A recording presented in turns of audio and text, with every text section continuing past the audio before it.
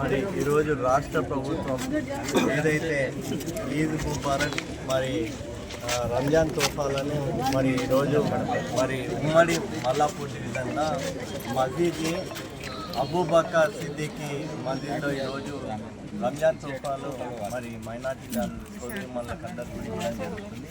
మరి రాష్ట్ర ప్రభుత్వం మరి రేవంత్ అన్న గారి నాయకత్వంలో మరి మైనార్టీలకు అన్ని విధాల వాళ్ళకు రంజాన్ తోఫాలే కానివ్వండి, వాళ్ళకి కావాల్సిన 50,000 రూపాయల లోన్లు, కుట్టు మిషన్లు, ఇదే కాకుండా మోఫైడ్లతో పాటు ఎవరైతే ఆడపిల్లలు చదువుకొని ఉన్నారో వాళ్ళు ఉద్యోగాలే కానివ్వండి, వాళ్ళు కాలేజీలకు వెళ్ళాను అన్నా కానీ వాళ్ళకి ఎలక్ట్రిక్ స్కూటీలు కూడా కొత్తగా మరి ఈరోజు రాష్ట్ర ప్రభుత్వం స్కీమ్ని కేటాయించడం జరిగింది.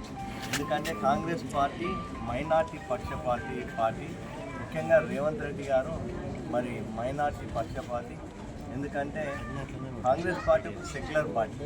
మరి ఈరోజు చూసినాం రాష్ట్రంలో రేవంత్ రెడ్డి గారు అధికారంలోకి వచ్చినాక మరి కాంగ్రెస్ ప్రభుత్వం వచ్చినాక మరి ఏ విధంగా అయితే అభివృద్ధి సంక్షేమ పథకాలు మరి ఈరోజు ప్రజలకు అందుతున్నాయి.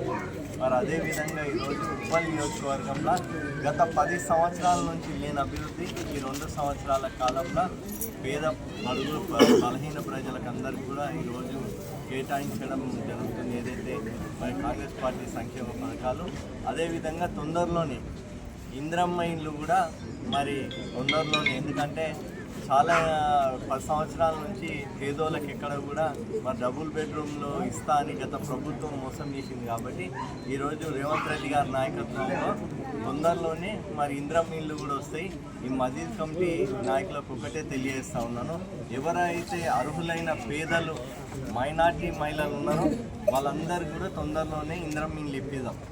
మీరు ఎవరైతే మొన్న ప్రజాపాలనలో మీరు అప్లికేషన్లు పెట్టుకున్నారో అమ్మ, అవన్నీ కూడా మీరు దగ్గర పెట్టుకోండి. తొందరలోనే మీ అందరికి కూడా మరి ఆ రోజు ఇందిరాగాంధీ గారు కానీ, సోనియా గాంధీ గారు, రాజశేఖర్ రెడ్డి గారు, మరి రాజీవ్ గాంధీ గారు ఏ విధంగా అయితే పేద ప్రజలకు మైనార్టీలకు ఏ విధంగా అయితే వాళ్ళు అండగా ఉన్నారో మరి ఈరోజు రేవంత్ రెడ్డి గారు కూడా మైనార్టీలకు అండగా ఉంటారు.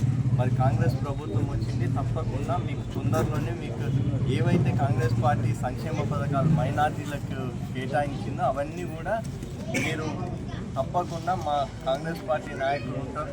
మీకు ఏ స్కీమ్ వచ్చినా ముందుగా మీకు ఇప్పించే బాధ్యత స్థానికంగా ఉన్న కాంగ్రెస్ పార్టీ నాయకులకు. దాంతోపాటు తొందరలోనే అర్హులైన ప్రతి ఒక్కరికి కూడా ఇందిరమ్మ ఇల్లు ఇస్తాం. ఎవరైతే బస్తీల మైనార్టీ పెద్దలు ఉందో వాళ్ళకు మీరు అండగా ఉండండి.